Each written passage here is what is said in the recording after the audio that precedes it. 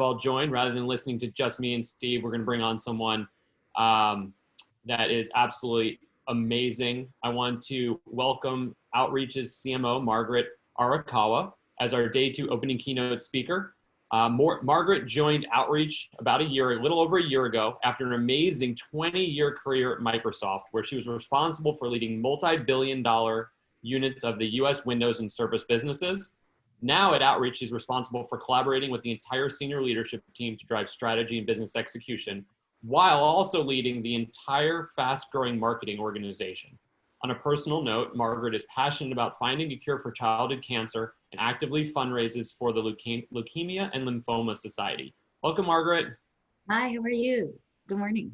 Good, and so happy to have you guys, obviously as a sponsor as well.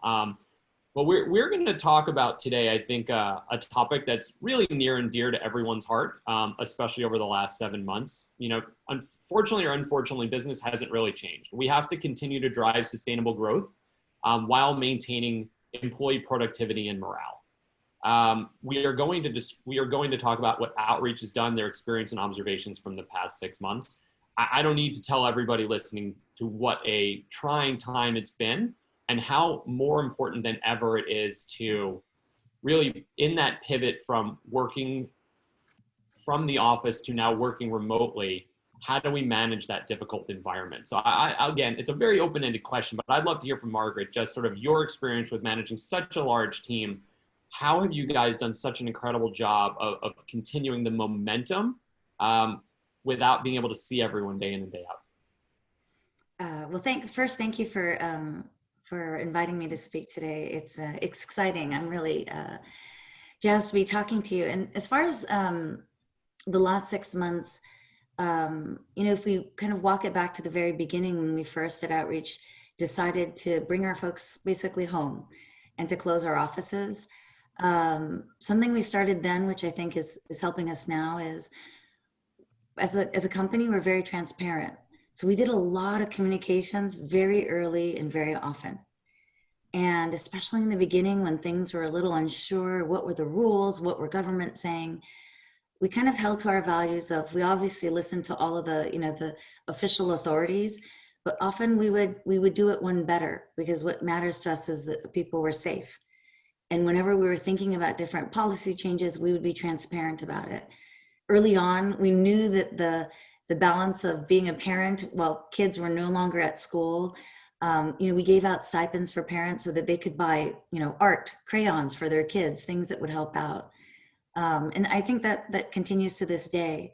You know, consistently, you know, we told folks that we weren't going to be back until January at the very earliest. And we said that very early so that people could plan.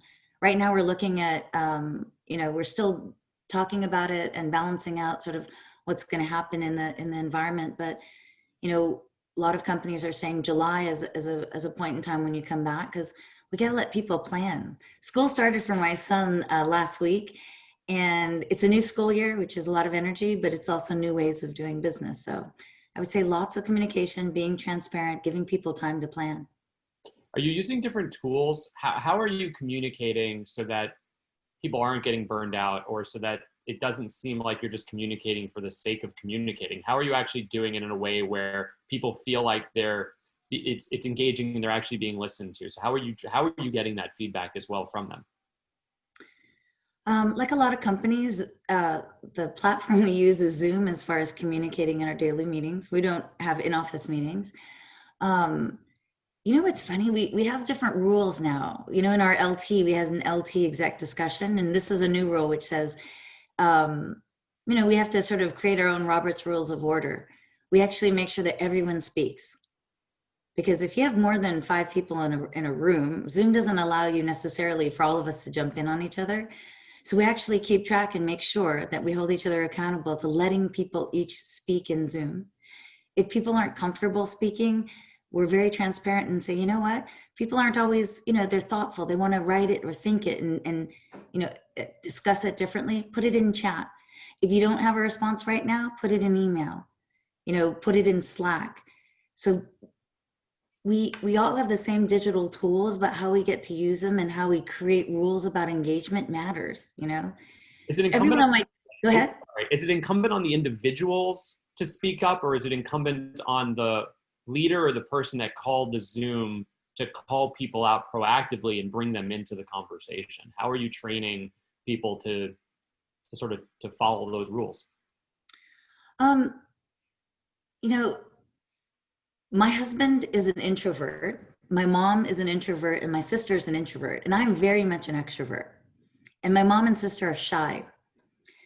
And I learn a lot from them, which says, if I ever called on my mom or sister in any way, shape, or form, they would kill me. They would be mortified and they'd hate it because it makes them feel that they're put on the spot to say the perfect answer. So as far as like, I do try to model the behavior, but I also know, because I know my team pretty well, and we talk about it, like, if you're uncomfortable being called on, I won't call on you, but I need your voice. And I'll ask them, are you willing to tell me, a little bit more about this offline, not in front of everyone? I have one-on-ones with everybody on my team, whether they report directly to me or not. But it's a different level of managing where you have to be more aware of different work styles and different personalities, and you have to give people grace. So we model it, because I model it by not calling on the people, and people will go, how come you didn't call on that person? I was like, because they're uncomfortable. So that explains why you've been able to move up the ranks and into a senior leadership position. Kevin Dorsey said something interesting yesterday, which was, you have to know the motivators of people, but you also have to understand what kind of person they are. Like, who are they? What motivates them? What's driving them? What do they care about? And what is their personality type? And are you guys doing anything? And he said he was using a new assessment profile that nailed him. It's the first assessment he ever took that actually figured him out. Are you guys using tools, or how do you incorporate, or how have you changed, especially for new employees? How are you understanding what their motivators are? How are you understanding what their personality types are, so that you know what you're supposed to be doing with them? Because that could be very challenging, because not everybody knows everybody that deeply. One thing I did when I first started at Outreach is we took an assessment. And the assessment asks basically a range of questions, and it kind of ends up as, it's quite a famous one, but you end up with colors of red, yellow, blue, and green, based on how directive you are, how collaborative you are, that's the style you lead with. When we did the assessment across my team, everyone's like, why are you jumping up and down? I'm like, for the first time in my career, and I've worked a long time, we have a perfectly balanced org in the sense that we don't have one quadrant of very aggressive people or the analytical people. It was very balanced. What strikes me though is, I took that particular assessment as a leader. I asked my husband to take this assessment because you could pay to get him to do it. And he was my polar opposite. And I said, look, I have the perfect marriage. I married my perfect complement. And then I said, oh my gosh, it's actually weird. How could you be a firefighter and not be always red and aggressive and directive and get stuff done? And he said, oh, I wasn't answering that as a firefighter, how I'm at work. This is how I feel like at home. And I think of that as far as the environment we're in after 6 months. We're different. We have different work styles that we show up with when we're in the office. We're different work styles when our butts are in the seat for 8 or 10 hours a day on Zoom. So the only way I've found is I can't keep assessing with an official thing. You just got to ask. You got to literally ask, how are you doing? Are you doing more one-on-ones now so that you can keep your finger on the pulse of your team? Like, do you feel that your job, like that percentage of your job as like the chief check-in officer almost has increased during this time? I don't know. I like people. I like coaching and growing and being a manager and a leader. So, that's sort of part of how I do things. But the things we added that seem more like requirements to some people who don't want to do it, called, it's weird. Happy hours feel somewhat requirement-like now, because everyone knows that happy hours are now supposed to improve everyone's morale. Just by putting on a meeting, it's going to make everyone's morale higher. But that hour, 1 hour. But you know what? It turns out it's not that creates more morale, but given like all of us are busy, and if I put on every week, I got a team happy hour. If I can make it every week, then people go, wow, is it okay to take a break? Like, we have a team lunch. Like when you just say, hey, do you want to go grab lunch? How do we do that now? We have, Yeah, I'm hearing that's great. I'm hearing other companies doing things like a water cooler, right? They have a virtual water cooler. They leave a Zoom open for people to just drop in. We're trying to do fun Slack channels, like movies watched, fun facts about you. We even did a trivia. One of our incredible employees put together a trivia competition we did for an hour with some prizes. Because and it's hard because there is Zoom fatigue, right? At the end of the day, I mean, I don't know how many you do. I'm guessing a lot. I'm probably on 6 to 8 a day. Do you want to do another Zoom happy hour, right? You're Zooming with your friends, you're Zooming with your family after hours or FaceTiming. Like, it's an interesting and work environment because you can't just drop by anymore. So like I am all the drop bys that I used to do that can't be done anymore, now being done in a coordinated, here's a half an hour, here's an hour. So what's great is everything is scheduled, but what's bad is it feels like you're losing some of that flexibility of what you can do between because you're going back to back to back to back. So how do you balance the going back to back in Zooms with needing to do Zooms in order to drive morale? It seems almost counterproductive or counterintuitive.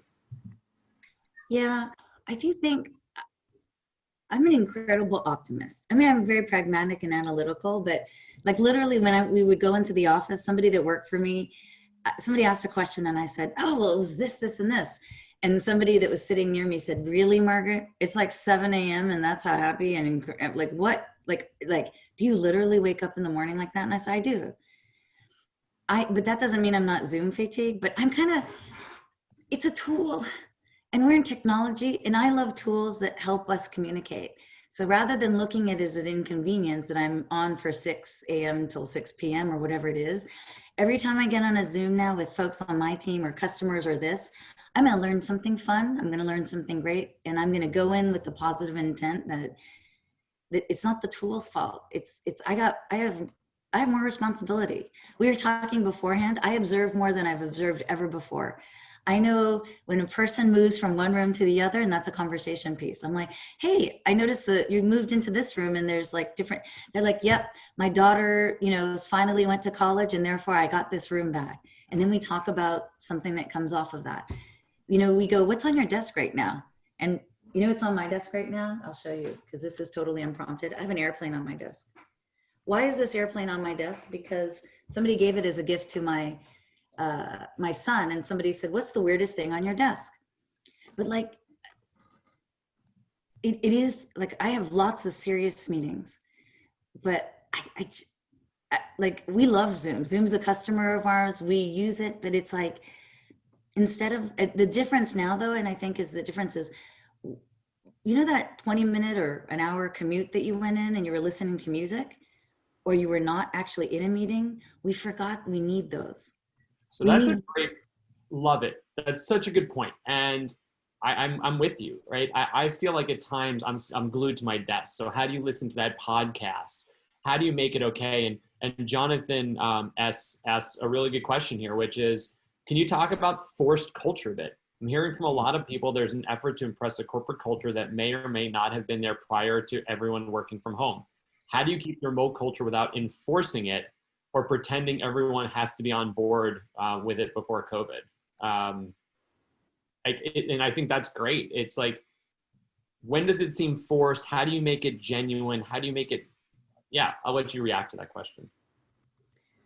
I like it because it's a very good question as far as if we create new norms, is that a forced culture? I think caring about what people are thinking and how they feel, that is our culture. At Outreach, we always talk about having your back. And when we say that, that means when you're down, we're going to help you up. And when you need help, we're going to push along with you.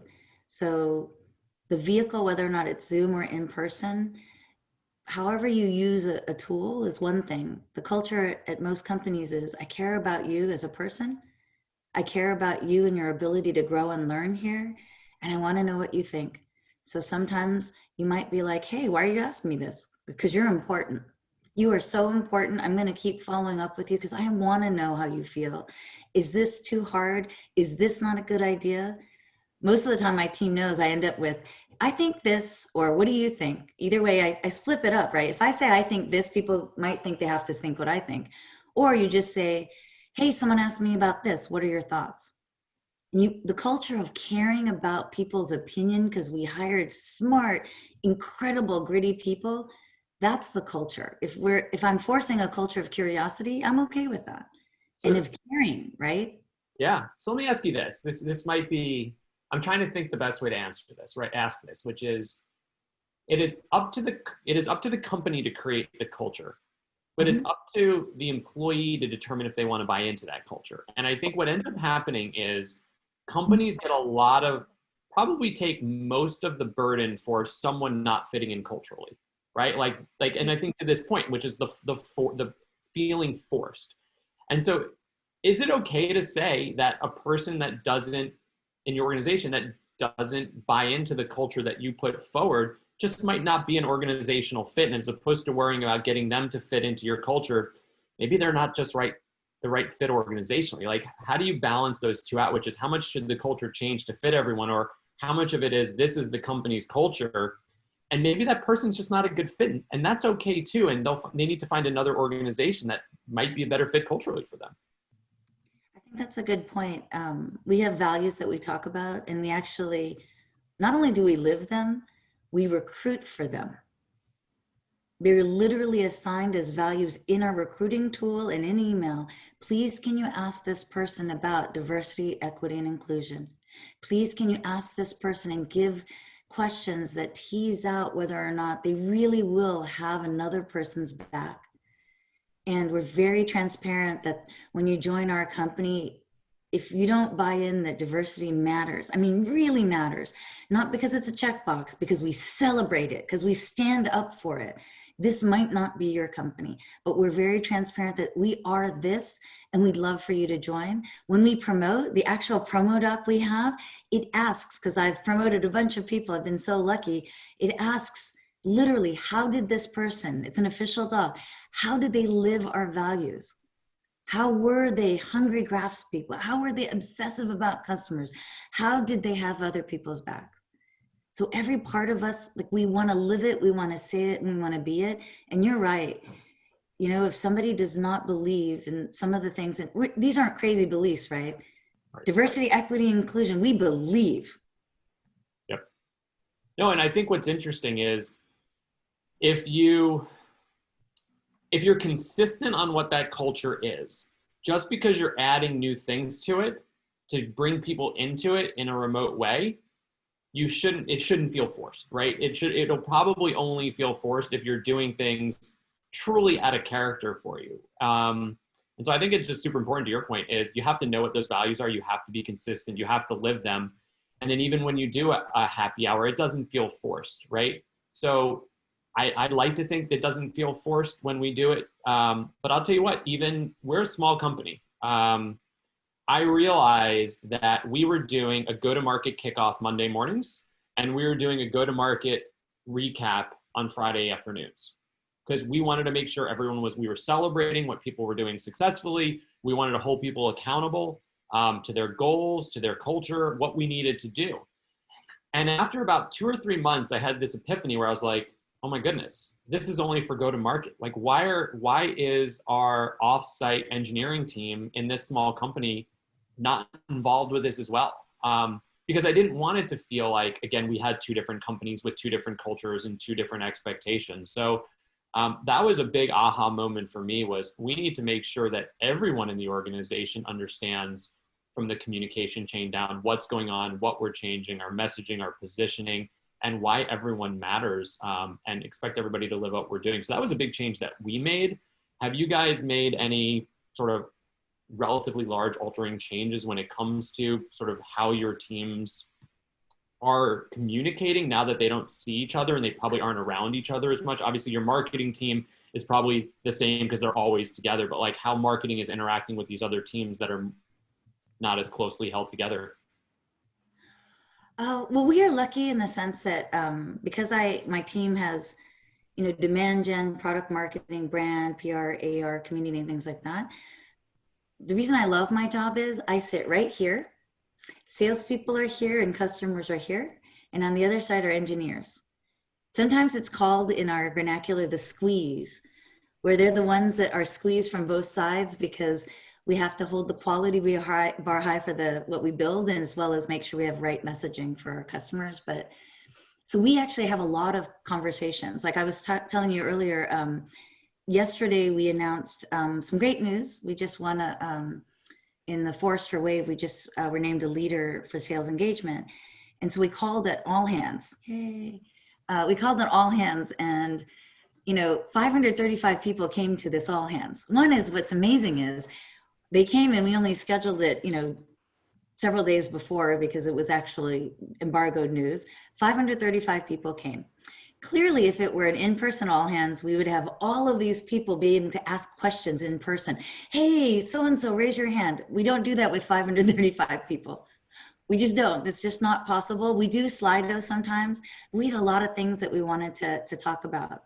So one thing we did this morning at 7 a.m., we have an office in London, and I specifically know that it's kind of rude to do a 5 p.m. call for people in London. And it's quite irritating, right? And by the way, everyone, that's 5 p.m. Pacific, right? Is it, or is it Eastern? Well, this one was 7 a.m. Pacific time, so that it would still be in the workday of all the folks in London. We'll have one in the afternoon as well. But again, because we're in Pacific, you got to make sure that the folks Eastern can take it as well. Culture is not the time, but we do know now we might have to have a couple extra meetings. And I was excited to do them. We had the best call this morning at 7 a.m. We're going to do another one in the afternoon. So you're going to have to add a couple more meetings, but it allows people to have smaller group meetings, because there's no such thing of a physical all hands where everybody's in the room. And even before, we had 30% remote or 20% remote. That's now 100%. So you do add more meetings. You do add more task force or tiger teams, and we do it on purpose now, because then we get and say, hey, you know what? You're not a transactional relationship. These 12 people in engineering and design, we're all going to be in a team to solve a problem together. There's no water cooler conversation. You're now nominating you to be in a tiger team. We didn't do that as much before because it was organic how we created those teams. So if you're expecting, if people are now in more meetings, are they adding more time to their day? Are they doing less of something else? Or do they actually just have more time in their day because there's less water cooler talk? And I don't want to call it wasted, because that's not right, because that's what builds culture and community, is those sort of water cooler, tap someone on the shoulder. But we do know that if you tap someone on the shoulder mid-thought, it takes them 5 or 10 minutes to get back into it when you're done talking to them. So how have you seen the additional meetings? What are they replacing? How are they being incorporated with all the other stuff that everyone's expected to do? I don't think the answer is work longer hours. That's for sure. And that kind of cliche thing of work smarter, not harder. The one thing that's changed very drastically is we're asking a lot of people to figure out how to prioritize faster and differently. And that's a skill, especially if you're early in career and you first started. Every meeting feels like the one you better be at. And that people can get paralyzed, especially, right? Imagine if a meeting my CEO calls or I call, everyone's like, oh my God, I better be at that meeting. But the one thing is, we are asking folks not to work. We're not asking folks to do 100 hours a week. We're asking folks to work the way they worked before, but to ask for our help on the trade-offs. Like the exercise I do is I've done this with a lot of folks, especially when they're early in career and they're overwhelmed, which always happens because you have such high expectations. You list every single thing that you have on your plate, like every single thing that's on your to-do list that's bugging you. And the manager goes in, and before you prioritize or take stuff off, you ask the person, can you, from 1 to 10, in order of importance, what you think is important, rank them? And then the manager goes in and says, well, actually, let me re-rank them for you. And my job is to take, before we get out of this room, I will take, if the list is 10 things, and if this is prize 0 for the week, I'm going to take 5 things off. And here's my promise to you. I will air cover you if somebody says, how come you're not doing them? Reply back, and I give you the phrase, ask Margaret. She told me to prioritize these other 5 things. That's awesome. And I'll tell you what, yeah. what I'm hoping it's going to do is I'm hoping it's going to force organizations to do the things that they should do anyway, which is focus on outcomes and results rather than inputs and hours. And as long as you're getting your job done and hitting those expectations, that's what actually matters, right? I think the day of watching someone walk through the door at 8:30 and making sure that they're there at 5:30 sort of come to an end. And I suspect you and I, and honestly anyone with anything going on in their world, are breaking up their days very differently now. And I think that should be not just accepted, but praised, right? I mean, if you need to do lunch for your kids in school because someone has to do it, or you have to take them outside for exercise, or you have to walk the dog, or you have to make dinner, or whatever it is, or go to the grocery store in the middle of the day now. Like, I work strange hours now. Like, you'll find me missing for 2 hours in the middle of the day, but you'll find me online at 8 p.m. or 9 p.m. at night. And I know obviously senior leadership probably has a little bit more of an ability to sort of set the hours that they're working. But I think at some level, everyone should have that as long as they're getting the job done. Have you guys done anything with sort of working hours, change what's acceptable, sort of not doing that 8:30 to 5:30, this is a work day anymore? Like, how has that changed?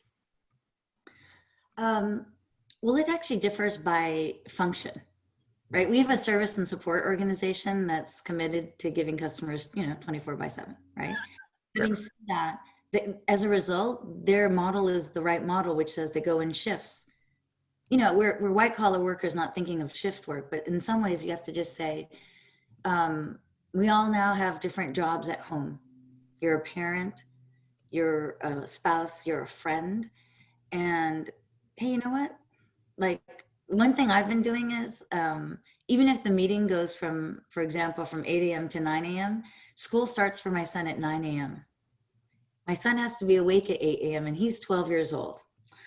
And bless his heart, I wish every day he woke up exactly when, he was quote unquote supposed to, and he fed the cats and he fed himself and he was fully self-sufficient.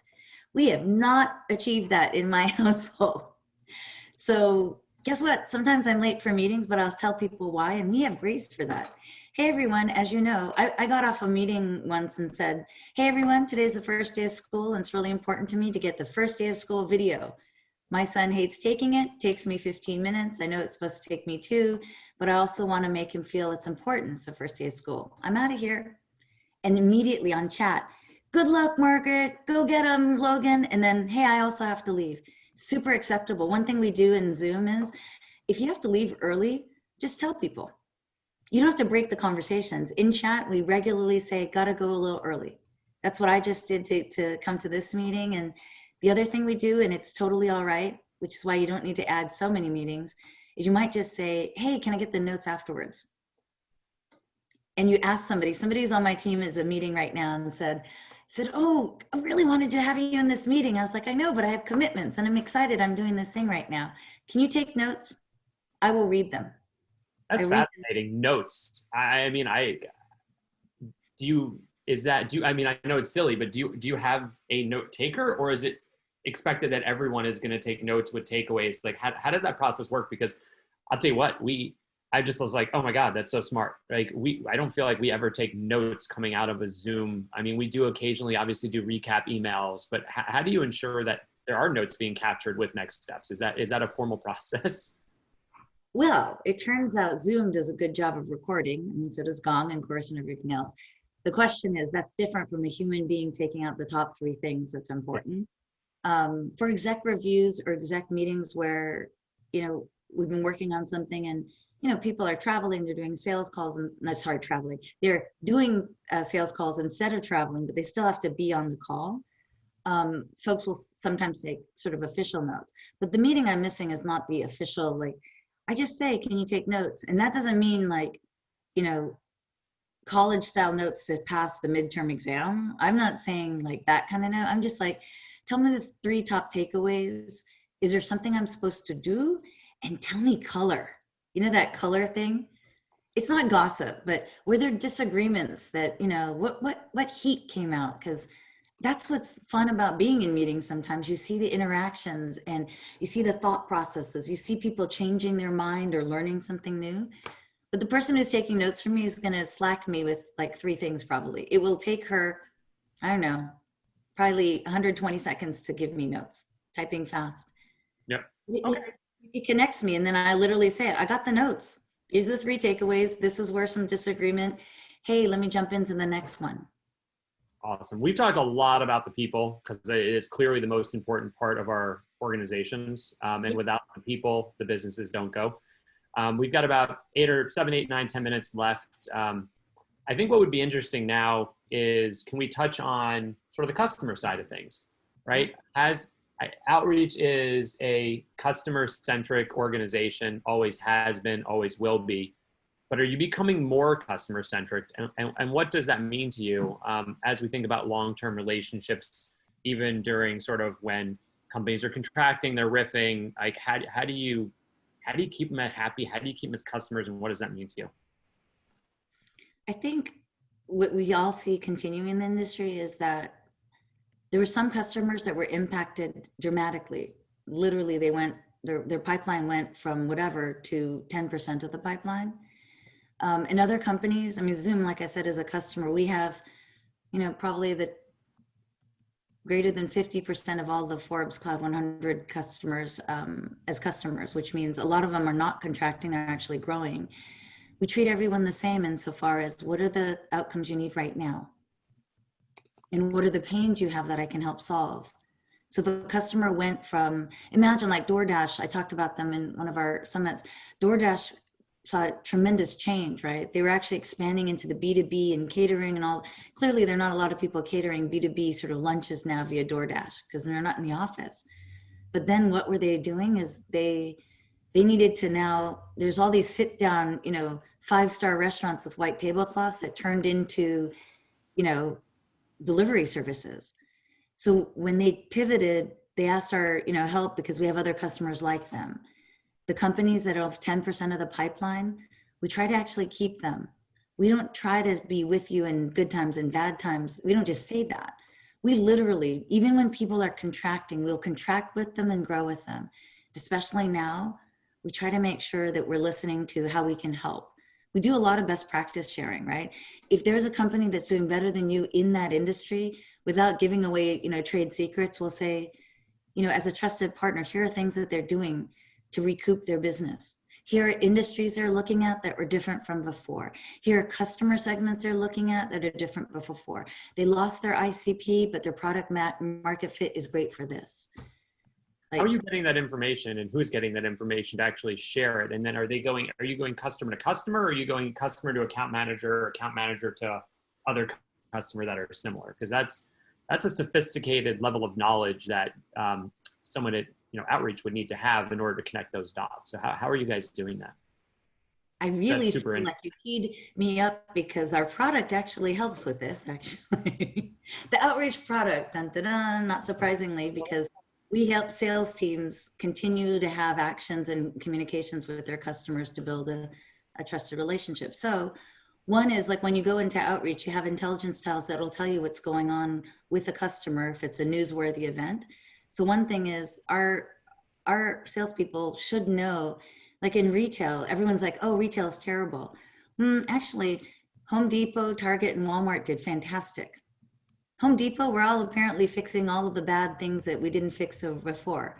They have no wood. There's no wood in home. There is no wood in Home Depots. So yeah, I guess we're all very excited about building projects in our house. Right, but the insight there is, yes, they're incredible. There's just like pain in small businesses right now and small restaurants. But what do you learn from Home Depot? What you learn is people are nesting, people are building, people are still creating.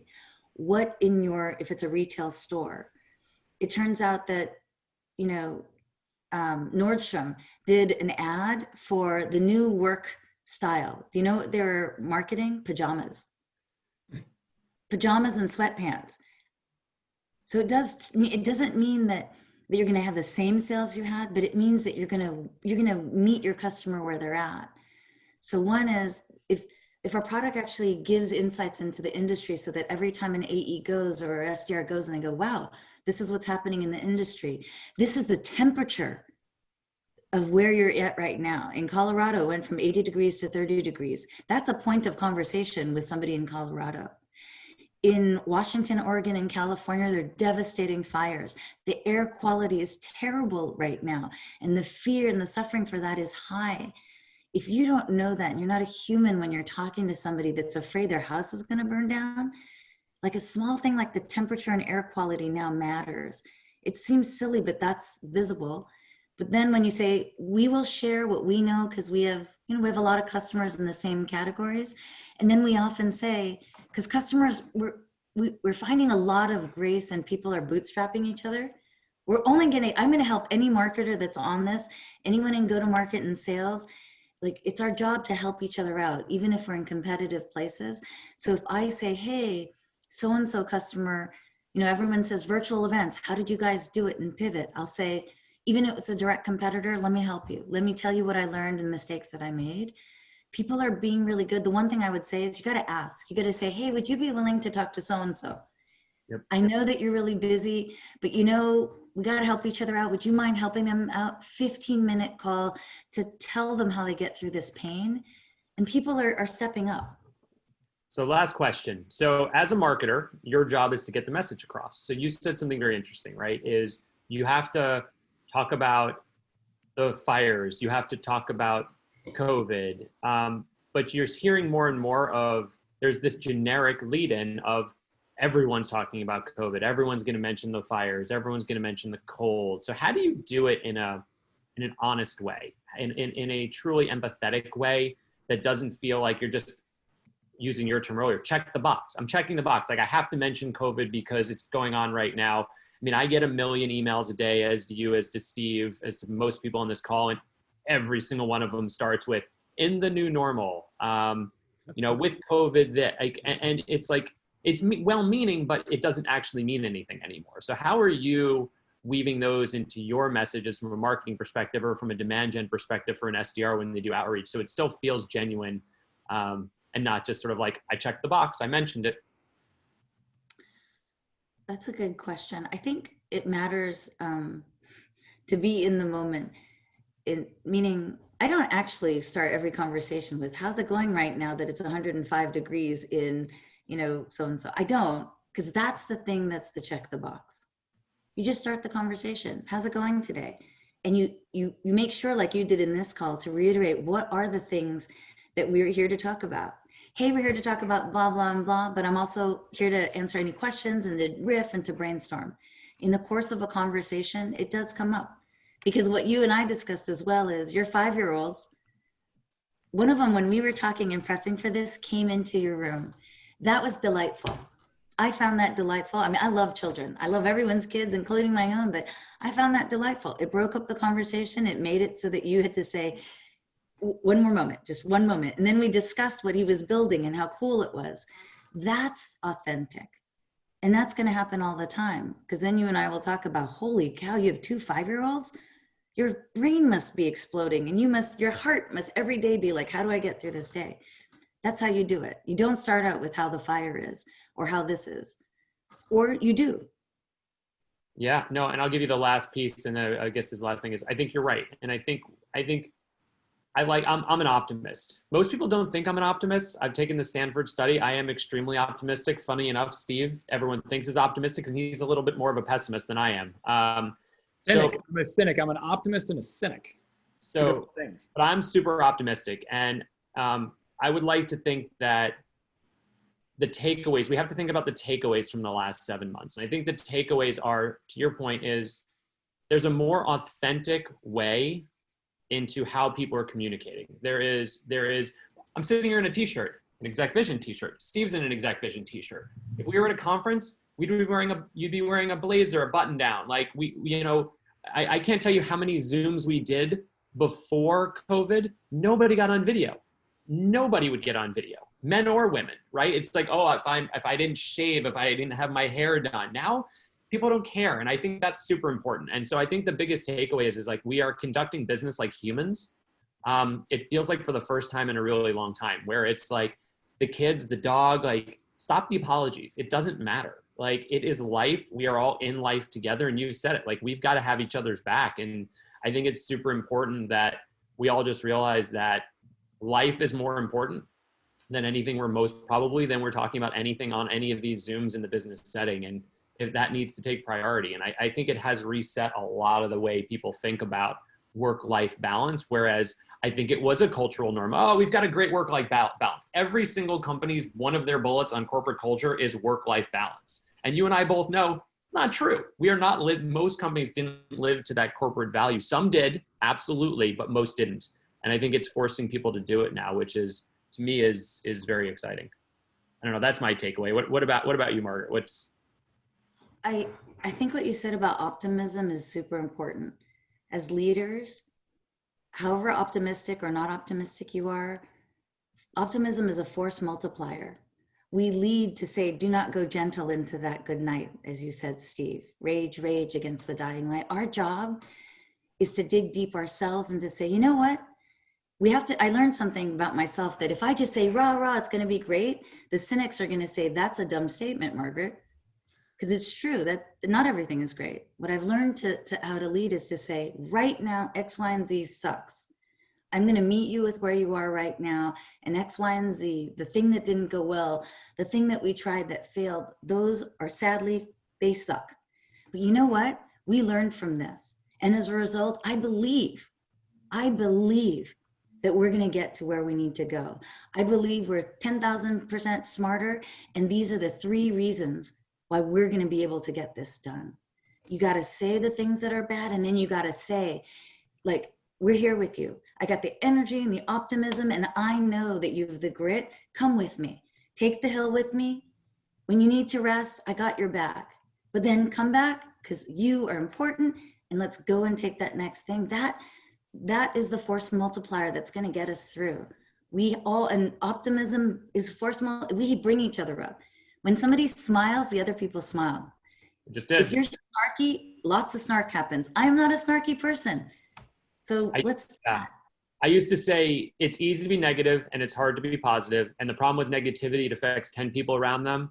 And unfortunately, positivity only affects like 1 or 2 people. So if you have one negative person, it brings down the entire cluster around them. And the unfortunate part is it's much easier to be negative than positive. And the positive doesn't have the flip side response and doesn't make 10 people happier. So Steve, you got any last? I mean, you've been super quiet, which isn't like you. I actually have been popping some things into the chat. I did a little article the other day, or no, I should say a video on note taking. And I think that's one of these things during this time it's a lost art. You are not courtroom reporters. Don't write every word, and at the same time, you have to distill the relevant points. I'll tell you what, Margaret, you probably see this too. You can tell the people who, based on the notes they take, who are really understanding the key salient points versus the ones that are missing the key points because they're so busy writing all the words down. You know what I mean? Yep. So Steve also shared the Forrester Waves. You should check that out. It's in the chat. If you're not familiar with Outreach, you should be. They are, in our opinion, the absolute #1 sales engagement tool out there, sales acceleration tool out there. I know Margaret doesn't want to do the promotion. It's easier for me to do it. Steve uses it more than I do, but they are absolutely the best. It will definitely help with your engagement, your outreach, your personalization. So check them out if you haven't already. And again, I wanted to thank Margaret for joining us today. As she said, she has a lot of things that she could be doing. And so we always appreciate anybody that's willing to provide insight into their life, their business, and get anything actionable out of this. So thanks again, Margaret. Absolutely. Thank you so much. And we'll end it here. And for all your participants, please go to our agenda and join the sessions that make sense for you. Again, the speakers are incredible. They're a lot better than I am. Not better than Margaret. They're definitely better than me. So again, actionable insights that you can take back to your team or for yourself tomorrow. So thanks again for everyone, and we'll check in with you later. Have a great one. Bye.